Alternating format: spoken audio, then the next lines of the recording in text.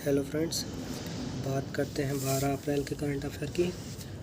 तो चलिए शुरुआत करते हैं। सबसे पहली खबर अमेरिका से है।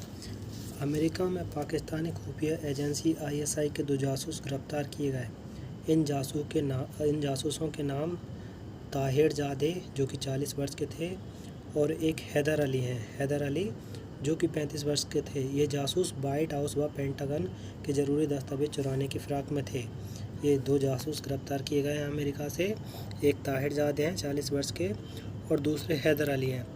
तो इसमें जो एग्ज़ाम के हिसाब से जो महत्वपूर्ण खबर है उसको लेकर के जो लिया गया है ये, तो इसमें 2 चीज़ महत्वपूर्ण है। एक तो वाइट हाउस के बारे में हमें जानना है और दूसरा जानना है हमें पेंटागन के बारे में। तो वाइट हाउस की अगर हम बात करें तो जिस प्रकार से भारत में राष्ट्रपति के रुकने का स्थान होता है उसको राष्ट्रपति भवन कहा जाता है, वैसे ही अमेरिका में जो राष्ट्रपति के ठहरने का स्थान है उसको वाइट हाउस कहा जाता है। और भारत में रक्षा के लिए जो मंत्रालय है उसको रक्षा मंत्रालय कहा जाता है। ठीक उसी प्रकार से अमेरिका का जो रक्षा मंत्रालय है उसको पेंटागन कहा जाता है। तो ये 2 इन्फॉर्मेटिव खबर है कि राष्ट्रपति भवन को वाइट हाउस कहा जाता है और रक्षा मंत्रालय को पेंटागन कहा जाता है। और इसमें खुफिया जानकारियों की बात की जा रही है कि जो 2 पाकिस्तानी खुफिया एजेंसी के व्यक्ति थे, ये दोनों अमेरिका में गिरफ्तार किए गए हैं। तो खुफिया जानकारी के भी हम इसमें बात कर लेते हैं कि खुफिया एजेंसी जो भी होती है वो किसी देश की एक ऐसी एजेंसी होती है जो उस देश के ज़रूरी दस्तावेज, वहाँ के नागरिकों की सुरक्षा, इस तरह की चीज़ों पर वो ध्यान देती है। नागरिकों की सुरक्षा हो गई और ज़रूरी जो दस्तावेज होगा उनके लिए काम करती है। और इसमें कार्य करने वाले जो अधिकारी होते हैं उनकी पहचान गुप्त रखी जाती है, उनकी पहचान छुपाई जाती है।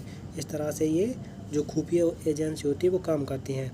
तो हम रॉ की अगर बात करें तो raw research and analysis wing है। ये भारत की खुफिया एजेंसी है जिसकी स्थापना 1968 में हुई थी। और पाकिस्तान की खुफिया एजेंसी अगर हम बात करें तो उसको आईएसआई कहा जाता है। वही आईएसआई जिसके 2 व्यक्ति अमेरिका में गिरफ्तार किए गए हैं जासूसी के आरोप में। इसकी स्थापना 1948 में हुई थी। और जो अमेरिका की खुफिया एजेंसी है उसको CIA कहा जाता है, सेंट्रल इंटेलिजेंस एजेंसी। ये अमेरिका की खुफिया एजेंसी है जिसकी 1947 में बात की गई थी। हालांकि पाकिस्तान की जो खुफिया एजेंसी है ISI, ये दुनिया की काफ़ी महत्वपूर्ण ताकतवर जो खुफिया एजेंसी है, सबसे ताकतवर खुफिया एजेंसी है, उनमें इसका नाम लिया जाता है। परंतु ये अपने इस तरह के हरकतें करने के कारण ये अपना नाम स्वामी खराब करती रहती है। ISI का पूरा फॉर्म होता है इंटर सर्विस इंटेलिजेंस। ये अमेरिका की जो खुफिया एजेंसी है CIA है और भारत की जो खुफिया एजेंसी है रॉ है, उसका ये प्रतीक चिन्ह है। और ये पाकिस्तान की खुफिया एजेंसी है इंटर सर्विस इंटेलिजेंस। अगर हम मैप पे तीनों देशों की हम बात कर रहे हैं, तीनों देशों को अगर हम मैप पे देखें तो ये देखिए यहाँ पर ये भारत के बिल्कुल बगल में पास में जो है पाकिस्तान है। भारत के ये पास में पाकिस्तान है। और अगर यहाँ से काफ़ी दूर देखा जाए, अमेरिका की भी बात की गई है, अमेरिका को देखा जाए तो ये देखिए वर्ल्ड मैप पर।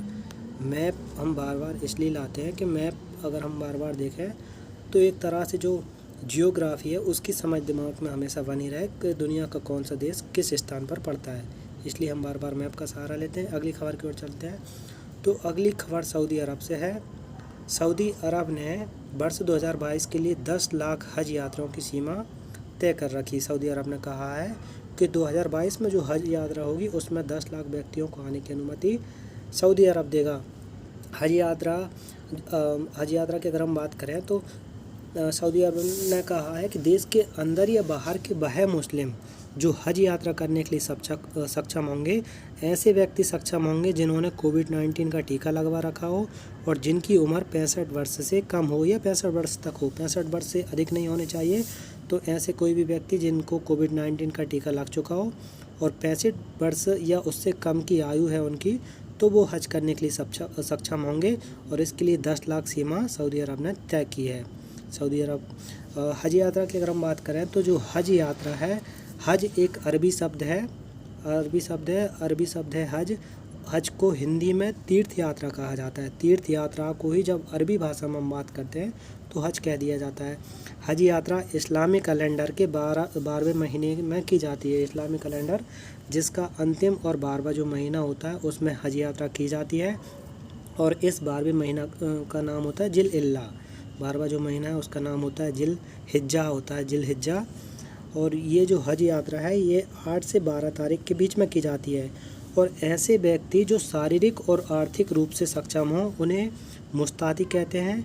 और इस स्थिति को यानी कि जब कोई व्यक्ति जिसका शारीरिक रूप से वो ठीक है, स्वस्थ है, वो अपनी ओर से वहाँ जा सकता है, बिना किसी का सहारा लिए अगर चल सकता है, जा सकता है, और उसकी आर्थिक स्थिति ऐसी है कि वो अपनी तरफ से जो जाने आने का खर्च है उसको बिना किसी समस्या के उठा सकता है, तो ऐसे व्यक्ति को सक्षम माना जाता है कि वो शारीरिक रूप से भी सक्षम है और आर्थिक रूप से भी सक्षम है। तो उस व्यक्ति को मुस्ताती कहा जाता है। ये भी अरबी भाषा का शब्द है मुस्ताती, इसको मुस्ताती कहा जाता है। और ऐसी स्थिति को कहा जाएगा इस्तिताहा। ये मुस्लिमों का त्यौहार जो पड़ता है, हज यात्रा है मुस्लिमों के लिए की जाने वाली। इसमें प्रत्येक व्यक्ति काबा के 7 वामावर्त परिक्रमा लगाता है। ये देखिए काबा है जो कि मुस्लिमों का एक पवित्र स्थान है, इसमें 7 वामावर्त परिक्रमा लगाए जाते हैं। वामावर्त परिक्रमा लगाने का मतलब है कि अगर यहाँ पर कोई व्यक्ति है तो वो इस दिशा में चलेगा, इस दिशा में चलेगा, और इस दिशा में चलते हुए उसको 7 परिक्रमा लगाने होंगे। और ये माना जाता है कि कोई भी नागरिक, चाहे वह महिला हो या पुरुष हो, जो शारीरिक रूप से सक्षम है, जिसकी आर्थिक स्थिति अच्छी है, उसको जीवन में कम से कम एक बार हज यात्रा करनी चाहिए।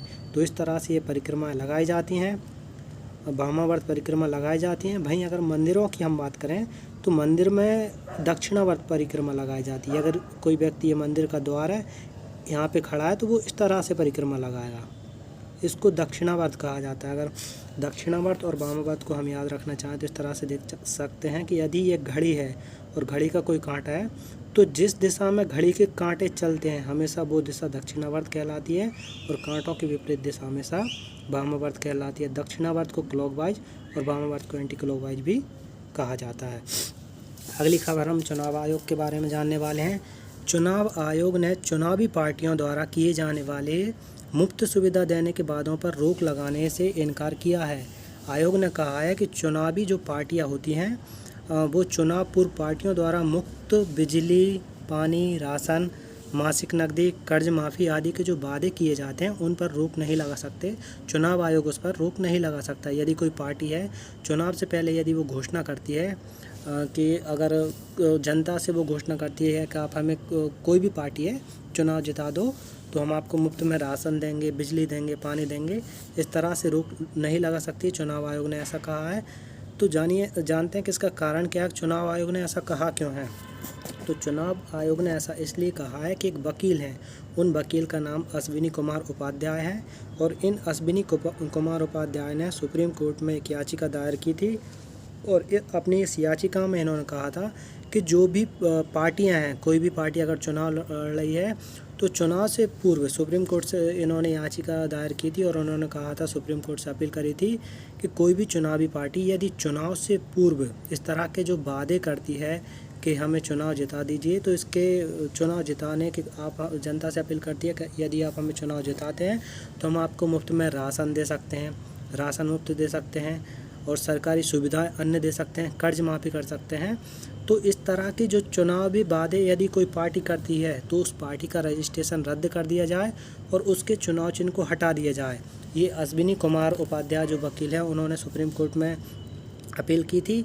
तो सुप्रीम कोर्ट ने इस बारे में चुनाव आयोग से कहा था, चुनाव आयोग से सुप्रीम कोर्ट ने कहा था कि आप इस पर कोई भी जो कार्रवाई हो उसको कीजिए।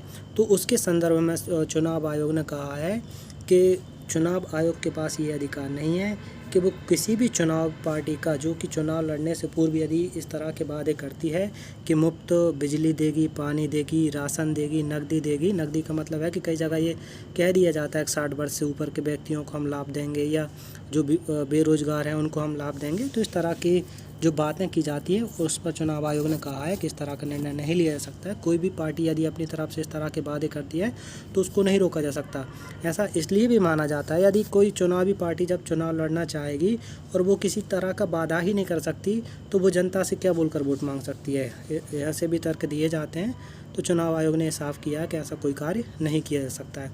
चुनाव आयोग की अगर हम बात करें तो जो चुनाव आयोग है वो 2 तरह का होता है। एक केंद्र लेवल का होता है जो केंद्र के चुनाव करवाता है, एक स्टेट लेवल का होता है, स्टेट चुनाव आयोग होता है चुनाव आयोग है उसमें 3 सदस्य होते हैं। 3 सदस्य होते हैं जिनमें से एक मुख्य चुनाव आयुक्त व अन्य 2 सहायक चुनाव आयुक्त होते हैं। और वर्तमान में जो भारत के चीफ इलेक्शन कमिश्नर हैं वो हैं सुशील चंद्रा। सुशील चंद्रा वर्तमान में चीफ इलेक्शन कमिश्नर है। ये मुख्य चुनाव आयुक्त हैं। और इनके अतिरिक्त जो है सबसे पहले चुनाव आयुक्त की अगर हम बात करें तो ये सुकुमार सेन है, जो कि स्वतंत्र भारत के मुख्य चुनाव आयुक्त बने थे सबसे पहले। 3 जो चुनाव आयुक्त होते हैं उनमें एक तो मुख्य चुनाव आयुक्त होते हैं और मुख्य चुनाव आयुक्त के अतिरिक्त 2 सहायक चुनाव आयुक्त होते हैं। सहायक चुनाव आयुक्त में एक है राजीव कुमार और दूसरे हैं अनूप चंद्र पांडे। सुप्रीम कोर्ट की बात करी है। सुप्रीम कोर्ट ने इस तरह की कार्रवाई करने का चुनाव आयोग से कहा था। साथ ही साथ सुप्रीम कोर्ट में एक याचिका पहले ये भी दायर करी गई थी कि कोई भी चुनावी पार्टी चुनाव लड़ने से पूर्व जो अकेले लड़ती है और बाद में गठबंधन कर लेती है तो ये अपील की गई थी गठबंधन ना करे कोई भी पार्टी, इस तरह का निर्णय लिया जाए। सुप्रीम कोर्ट में ये याचिका दायर करी गई थी, परंतु सुप्रीम कोर्ट ने इस याचिका को भी खारिज कर दिया था। और सुप्रीम कोर्ट ने कहा था कि यदि कोई भी चुनावी पार्टी चुनाव जीतने या चुनाव में उतरने के बाद उसको जितने भी वोट मिले उसके बाद यदि वो गठबंधन करना चाहे तो इस पर रोक नहीं लगा सकती। इसके लिए ये जो सुप्रीम कोर्ट है उसने तर्क दिया था। और सुप्रीम कोर्ट ने तर्क दिया था कि मान लीजिए यदि कोई पार्टी है और वो चुनाव लड़ना चाहती है, जैसे हम मान लेते हैं कि एमपी में चुनाव होने वाले हैं और विधायक के यहाँ पर चुनाव होने वाले हैं, तो इसके लिए हम मान लेते हैं कुल 100 सीट यदि रहती है चुनाव लड़ने के लिए, 100 सीटों पर चुनाव होता है। और एक पार्टी को अगर सरकार बनानी है तो उसको 51 सीटों की आवश्यकता पड़ेगी। लेकिन हम ये मान लेते हैं यहाँ पर 3 पार्टियाँ लड़ने वाली हैं, जिसमें से एक कांग्रेस लड़ेगी, एक जो पार्टी चुनाव लड़ेगी वो रहेगी बीजेपी और एक पार्टी चुनाव लड़ेगी आम जनता आदमी जो पार्टी है वो चुनाव लड़ेगी। और इसमें से हम ये मान लेते हैं कि यदि कांग्रेस को 40 वोट मिलते हैं, बीजेपी को 30 वोट मिलते हैं और बाकी के जो 30 वोट बचते हैं वो हम मान लेते हैं कि आम आदमी पार्टी को मिलती हैं, तो ऐसी स्थिति में जो बहुमत का आंकड़ा 51 रह जाता है वो कोई भी पार्टी प्राप्त नहीं कर सकी है। और यदि निर्णय ये ले लिया जाए कि कोई भी पार्टी गठबंधन नहीं कर सकती चुनाव के बाद, तो यहाँ पर कोई भी पार्टी सरकार बनाने में सक्षम नहीं है। ऐसी स्थिति में दोबारा चुनाव कराया जा सकता है, दोबारा चुनाव कराना पड़ेगा।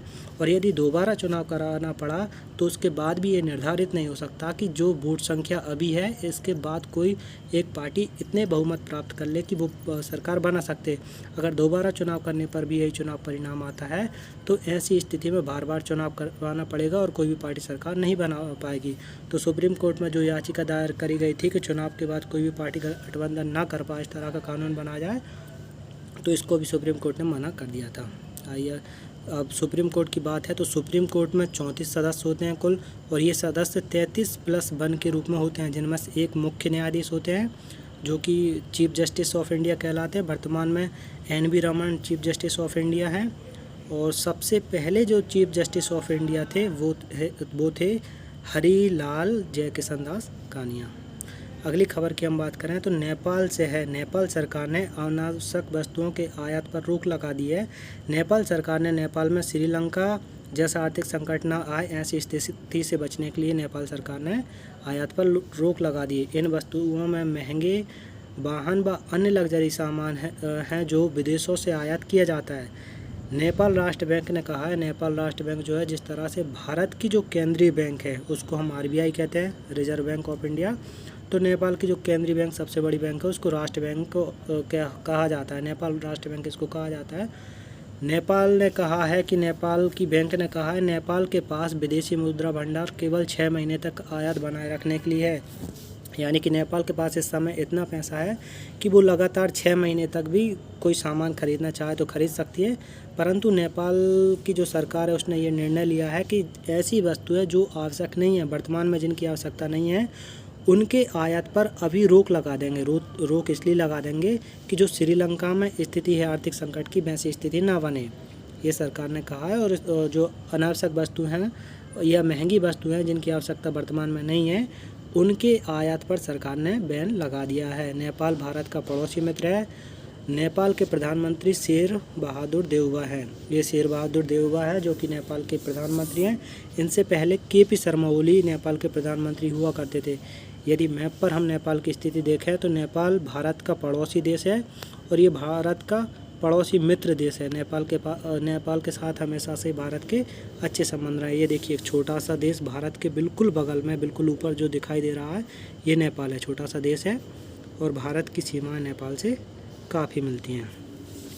अगली खबर की हम बात करें तो भारत और ऑस्ट्रेलिया के मध्य फ्री ट्रेड एग्रीमेंट किया गया है, जिसके तहत भारत से ऑस्ट्रेलिया जाने वाले 96% वस्तुओं पर कर नहीं लगाया जाएगा। उसी तरह से ऑस्ट्रेलिया से यदि कोई सामान आता है तो उसका जो 85% वस्तुएं उसमें ऐसी रहेंगी कि उन पर कर नहीं लगाया जाएगा। इससे भारत व ऑस्ट्रेलिया के मध्य होने वाले व्यापार को बढ़ावा मिलेगा। अब तक भारत और ऑस्ट्रेलिया के बीच होने वाले व्यापार में भारत का निर्यात कम है और आयात अधिक है, जिसके कारण भारत हमेशा ऑस्ट्रेलिया के साथ व्यापार घाटे में रहता है। वर्तमान तक का यदि अनुमान देखें तो भारत और ऑस्ट्रेलिया कुल मिलाकर 25 अरब डॉलर, 25 USD जो है 25 अरब डॉलर का व्यापार करते हैं। इनमें से लगभग 15 अरब डॉलर का सामान भारत खरीदता है और 7 से 10 का जो अनुमान बताया जाता है, 7 से 10 अरब का सामान भारत ऑस्ट्रेलिया को बेचता है, लेकिन 15 अरब का खरीदता है। तो खरीदने के कारण यहाँ का पैसा ऑस्ट्रेलिया में ज़्यादा चला जाता है, तो इसलिए भारत हमेशा ऑस्ट्रेलिया के साथ व्यापार घाटे में रहता है। और भारत ने जो फ्री ट्रेड एग्रीमेंट किया है, फ्री ट्रेड एग्रीमेंट का मतलब होता है कि यदि हम इसको ऑस्ट्रेलिया माने और इसको हम माने इंडिया, तो क्या होता है कि ये बीच में दोनों के हम बॉर्डर मान लेते हैं। जब ऑस्ट्रेलिया से कोई सामान भारत आता है तो ऑस्ट्रेलिया में ऑस्ट्रेलिया की सरकार उस पर टैक्स लगा देती है। जैसे ही ऑस्ट्रेलिया से कोई सामान निकलेगा तो ऑस्ट्रेलिया की सरकार उस पर अपना जो टैक्स है उसको लगा देगी और जब ये सामान भारत पहुंचेगा तो भारत सरकार भारत में प्रवेश होते ही इस पर टैक्स लगा देगी, जिसके कारण अगर मान लीजिए यहाँ पर कोई चीज़ 10 रुपये में बिक रही है, ऑस्ट्रेलिया में कोई भी सामान है वो 10 रुपये में बिक रहा है और 1 रुपये का टैक्स ऑस्ट्रेलिया की गवर्नमेंट लगा देती है उस पर, तो 1 रुपये का टैक्स जब गवर्नमेंट लगा देगी तो यहाँ तक पहुँचते पहुँचते वो 11 रुपये का हो जाएगा और 1 रुपये का टैक्स भारत सरकार लगा दे, तो इस तरह से वो यहाँ पर जो चीज़ 10 रुपये में मिल रही है वही सामान यहाँ पर भारत में आकर 12 रुपये का मिलेगा। इसी तरह से भारत में कि भारत से यदि कोई चीज़ 10 रुपये में मिल रही है तो भारत सरकार उस पर टैक्स लगाएगी। यदि वो बाहर जाता है तो जब ऑस्ट्रेलिया पहुंचेगा तो ऑस्ट्रेलिया की सरकार टैक्स लगाएगी, तो वहां पहुंचकर वो महंगा हो जाएगा। लेकिन फ्री ट्रेड एग्रीमेंट के अंतर्गत ये निर्धारित किया जाता है, ये निर्णय लिया जाता है कि यदि हम इस तरह की बातें करेंगे कि ऑस्ट्रेलिया से यदि कोई सामान भारत आता है या भारत से कोई सामान ऑस्ट्रेलिया जाता है तो उस पर कोई टैक्स नहीं लगाया जाएगा। इसका अर्थ है कि यदि ऑस्ट्रेलिया में कोई सामान 10 रुपये का मिल रहा है, कोई वस्तु वहाँ पर 10 रुपये की मिलती है, तो इंडिया आने पर भी वह 10 रुपये की मिलेगी। तो जो फ्री ट्रेड एग्रीमेंट है वो यही कहा जाता है कि इसमें टैक्स फ्री कर दिया जाएगा। टैक्स फ्री करने के कारण इसको फ्री ट्रेड एग्रीमेंट कहा जाता है। तो अभी जो वर्तमान में स्थिति है भारत और ऑस्ट्रेलिया के बीच में जो फ्री ट्रेड एग्रीमेंट हुआ गया है उसमें ये निर्णय लिया गया 96% जो सामान है उस पर टैक्स नहीं लगाया जाएगा। कुछ सामान अलग से होते हैं उन पर टैक्स लगाया जाएगा। इसी तरह से जो ऑस्ट्रेलिया का सामान भारत आएगा उसके 85% पर टैक्स नहीं लगाया जाएगा। ये निर्णय लिया गया है। इसके तहत आगे से दोनों देश में काफ़ी सारी वस्तुएं ऐसी रहेंगी जो ऑस्ट्रेलिया में जिस दाम पर मिलेगी वही भारत में भी, और भारत में जिस दाम पर बिकेगी वही ऑस्ट्रेलिया में भी बिकेगी, ऐसी संभावना है। तो भारत मुख्य रूप से ऑस्ट्रेलिया से कोयले का आयात करता है, कोयला मंगाता है, कोयला काफ़ी संख्या में मंगाया जाता है। और भारत से यदि ऑस्ट्रेलिया कोई सामान जाता है तो उसमें वस्त्र है, रत्न है, आभूषण है, ये सब चीज़ों का व्यापार आगे से टैक्स फ्री होने के कारण और भी बढ़ सकता है। अनुमान ये है कि अभी अगर 25 अरब डॉलर का बिजनेस होता था भारत और ऑस्ट्रेलिया के मध्य, तो आगे से 40 से 45 अरब का बिजनेस होने की संभावना है। इसमें कौन देश लाभ में रहेगा, कौन देश हानि में रहेगा, ये आगे की बातें हैं जो कि देखी जाएंगी। ये ऑस्ट्रेलिया के प्रधानमंत्री हैं जिनका नाम है स्कॉट मॉरिसन ऑस्ट्रेलिया के प्रधानमंत्री हैं। यदि हम मैप पर ऑस्ट्रेलिया की स्थिति देखते हैं तो ऑस्ट्रेलिया ये रहा, ये देखिए, ये यहाँ पर ये ऑस्ट्रेलिया, ये भारत है, ये ऑस्ट्रेलिया। भारत और ऑस्ट्रेलिया के बीच जो व्यापार होता है वो इस समुद्र के मार्ग से होता है। समुद्र के मार्ग से व्यापार इन दोनों देशों के बीच में होता है। अगली खबर की हम बात करें तो अगला संयुक्त किसान मोर्चा किसान आंदोलन जो काफ़ी समय से चल रहा है उसके ऊपर से इस बार खबर है कि संयुक्त किसान मोर्चा किसानों के लिए न्यूनतम समर्थन मूल्य MSP पर कानूनी गारंटी दिलाने के लिए 11 से 17 अप्रैल तक गारंटी सप्ताह मनाएगा। एसकेएम ने कहा, एसकेएम संयुक्त किसान मोर्चा का शॉर्ट फॉर्म होता है, संयुक्त किसान मोर्चा एसकेएम को ही कहा जाता है। तो एसकेएम ने कहा है कि जो बात सरकार से हुई थी किसान आंदोलन के समय कि किसानों के लिए फ्री में किसानों के लिए जो है कृषि आंदोलन को रद्द किया जाएगा, कृषि आंदोलन को रद्द किया जाएगा। किसान आंदोलन जो है उसके लिए जो कृषि कानून लाई थी गवर्नमेंट, उन कृषि कानूनों को रद्द किया जाएगा, ऐसी सरकार से बात हुई थी किसान आंदोलन की जब किसान आंदोलन चल रहा था। तो एसकेएम ने केंद्र के 3 कृषि कानूनों के खिलाफ दिल्ली की सीमा पर चले प्रदर्शन का 1 साल तक नेतृत्व किया है। किसान आंदोलन 1 साल चला है। जो किसान आंदोलन 25 नवंबर 2020 से शुरू हुआ था वो 19 नवंबर 2021 को समाप्त हुआ है। और इस किसान आंदोलन के चलने का कारण ये था, केंद्र सरकार ने कृषि के लिए 3 बिल लेकर आई थी। इन बिल को वापस करने के लिए किसानों ने लगातार 1 साल तक दिल्ली के बॉर्डर पर और देश के काफ़ी हिस्सों में किसान आंदोलन करते रहे हैं। और अंत में जो संयुक्त किसान मोर्चा है वो जब किसान आंदोलन समाप्त हुआ था तो सरकार से ये बात करके वो आए थे कि सरकार जो है तीनों कृषि कानूनों को रद्द करे, तीनों प्रकार के कृषि कानून रद्द किए जाएंगे। एमएसपी पर सरकार लिखित में गारंटी दे, एमएसपी पर सरकार लिखित में गारंटी देगी। साथ ही साथ आंदोलन के दौरान जो आंदोलनकारी किसान रहे उनके ऊपर यदि किसी तरह का केस दर्ज हुआ है तो उस केस को वापस लिया जाए। और साथ ही साथ इस आंदोलन के वक्त जिन किसानों की मृत्यु हो गई है उनके घर वालों को मुआवजा देने सहित कुल मिलाकर 6 मांगों पर सरकार तैयार हो गई थी बात करने। तो उसके बाद ये आंदोलन निलंबित कर दिया गया था। ये आंदोलन 25 नवंबर 2020 को शुरू हुआ था और सरकार द्वारा कृषि कानूनों को वापस लेने और एमएसपी पर लिखित में गारंटी देने की मांग के साथ ही 19 नवंबर 2021 को ये जो किसान आंदोलन है ये निलंबित कर दिया गया था। परंतु इसमें किसानों ने कहा था कि सरकार लिखित में एमएसपी की गारंटी दे और लगभग 4 महीने बीत जाने के बाद भी अब तक सरकार द्वारा लिखित में गारंटी नहीं दी गई है। इसके कारण किसानों ने 11 अप्रैल से और 17 अप्रैल तक गारंटी सप्ताह मनाने की जो है घोषणा करी है। इसमें किसानों ने इस पूरे हफ्ते तक आंदोलन करने की बात कही है और देश के सभी जो किसान संगठन हैं उनसे इन्होंने अपील करी है कि यहाँ पर एक सप्ताह तक 11 अप्रैल से और 17 अप्रैल तक सभी किसान धरना प्रदर्शन करेंगे और साथ ही साथ सेमिनार करेंगे।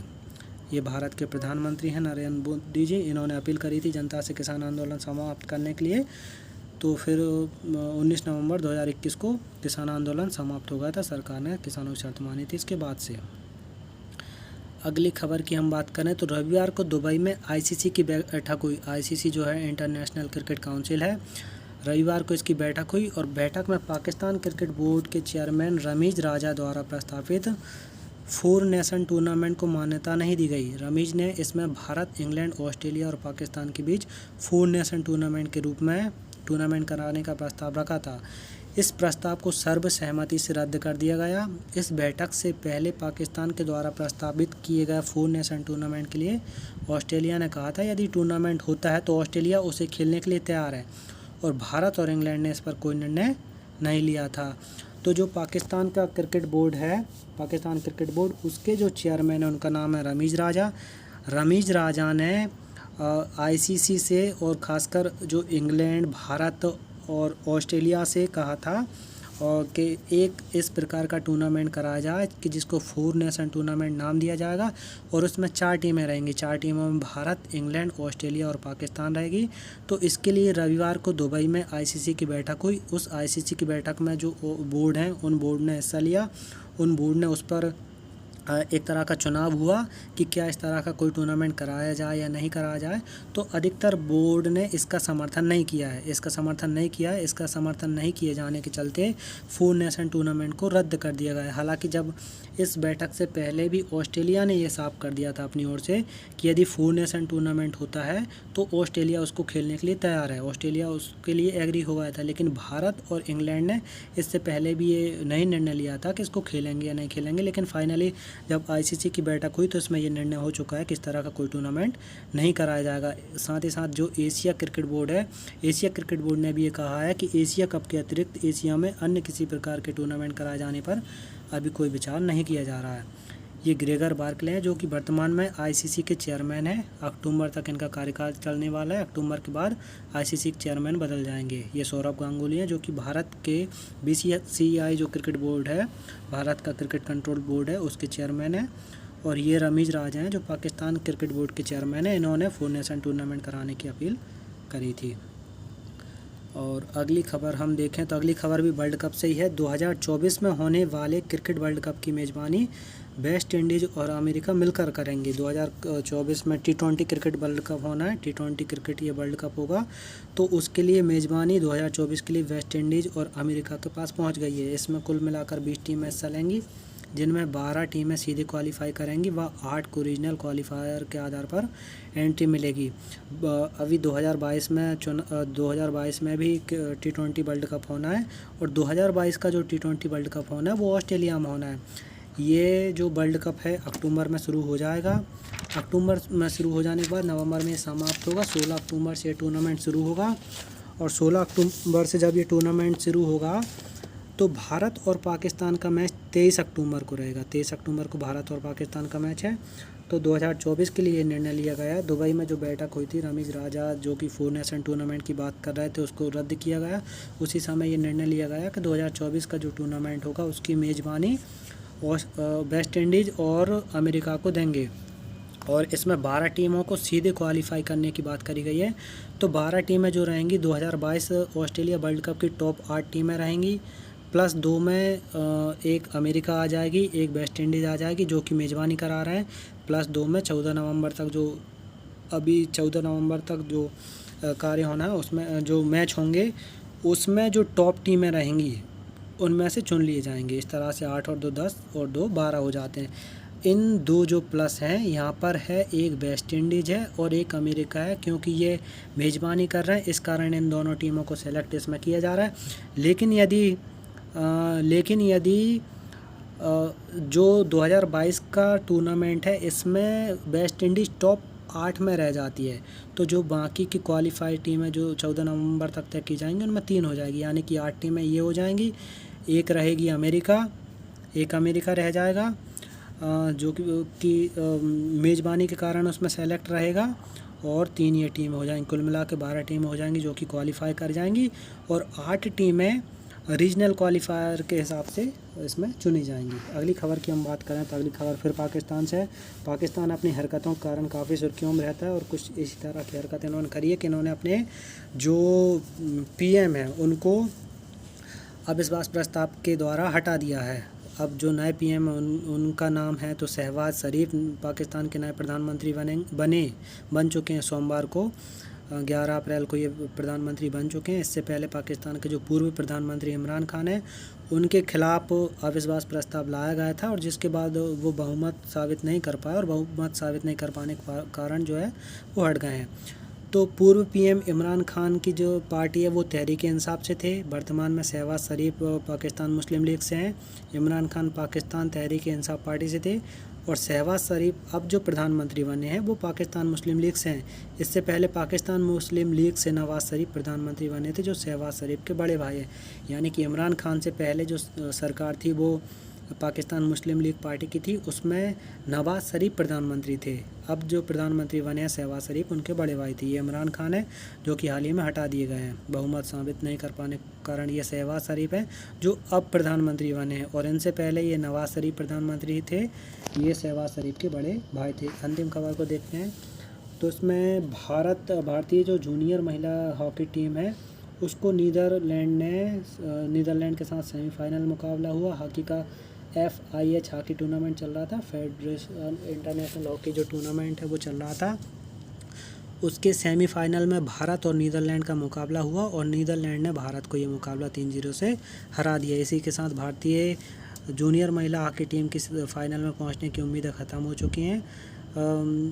भारतीय जूनियर महिला हॉकी टीम FIH के टूर्नामेंट में दूसरी बार सेमीफाइनल में पहुंची थी, और दूसरी बार ये नीदरलैंड से हार चुकी है। इससे पहले क्वालिफाई लीग के लिए इसने 4 मुकाबले खेले थे, और चारों मुकाबले भारतीय टीम जीती थी। इसने जर्मनी जैसी मजबूत टीम को भी इन मैचों में हराया था, लेकिन नीदरलैंड से ये सेमीफाइनल मुकाबला हार चुकी है। और नीदरलैंड हॉकी के मामले में दुनिया की सबसे मजबूत तो टीम जूनियर महिला टीम में इस समय मानी जा रही है। और फाइनल मुकाबला अब नीदरलैंड और जर्मनी के खिलाफ खेला जाना है, जो कि 12 अप्रैल को खेला जाएगा। ये खबरें जो स्पोर्ट्स से होती हैं एग्ज़ाम में काफ़ी महत्वपूर्ण होती हैं, और सभी तरह की जो खबरें इसमें ली गई हैं काफ़ी महत्वपूर्ण एग्ज़ाम के हिसाब से हो जाती हैं। अगर ये वीडियो अच्छा लगे तो लाइक शेयर करें और सब्सक्राइब करें। किसी तरह की जो अलग से इन्फॉर्मेटिव ये करंट अफेयर की वीडियो हैं जो डेली बेसिस पे अपलोड होती रहेंगी, आपको मिलती रहेंगी, लेकिन अन्य कोई खबर इन्फॉर्मेटिव हो, कहीं भी स्टडीज़ जुड़ी हुई हो, वो भी इस चैनल पर अपलोड होगी। तो उसको प्राप्त करने के लिए चैनल को सब्सक्राइब ज़रूर करें।